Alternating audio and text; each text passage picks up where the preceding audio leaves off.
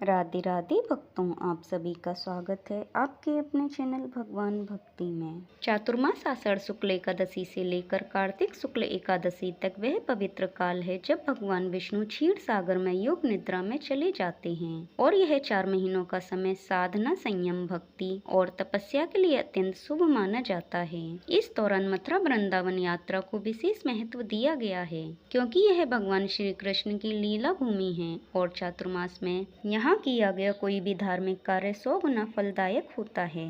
आइए जानते हैं चातुर्मास में मथुरा वृंदावन की यात्रा पर जाने के लाभ और खास बातें।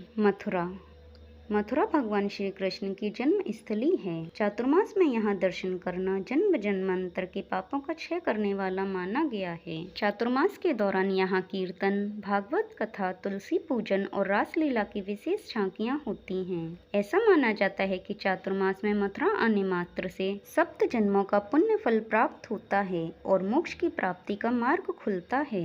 वृंदावन वह स्थल है जहाँ श्री कृष्ण ने अपनी बाल लीलाएं, गोचारण, गोपियों संग्रास और भक्तों को भक्ति का रस प्रदान किया। चातुर्मास में वृंदावन आकर भक्त तुलसी वन, निधि वन, सेवा कुंज, बांके बिहारी मंदिर और राधा रमन मंदिर में दर्शन करते हैं। ऐसा माना जाता है कि इन महीनों में यहाँ की भूमि में चलना भी तीर्थ स्नान के बराबर पुण्य प्रदान करता है। वृंदावन में एक एक कदम पर नाम संकीर्तन, सेवा और सत्संग होता है जो मन को निर्मल करता है। चातुर्मास में मथुरा वृंदावन की यात्रा के लाभ। चातुर्मास में वृंदावन या मथुरा में एक दिन भी रुककर कथा, कीर्तन या सेवा में भाग लेने से अनेक जन्मों के कर्मों का क्षय होता है। तुलसी के वन में दीपदान, श्री हरि नाम का जप, गाय सेवा और संत सेवा करने से आध्यात्मिक उन्नति होती है। जो भक्त इस काल में ब्रज भूमि में श्री कृष्ण के नाम का सच्चे भाव से जाप करता है उसे जीवन में शांति, प्रेम और मोक्ष तीनों मिलते हैं। चातुर्मास में यदि कोई व्यक्ति ब्रज भूमि में स्नान, दान, जप या सेवा करता है तो उसे अश्वमेध यज्ञ के बराबर पुण्य प्राप्त होता है।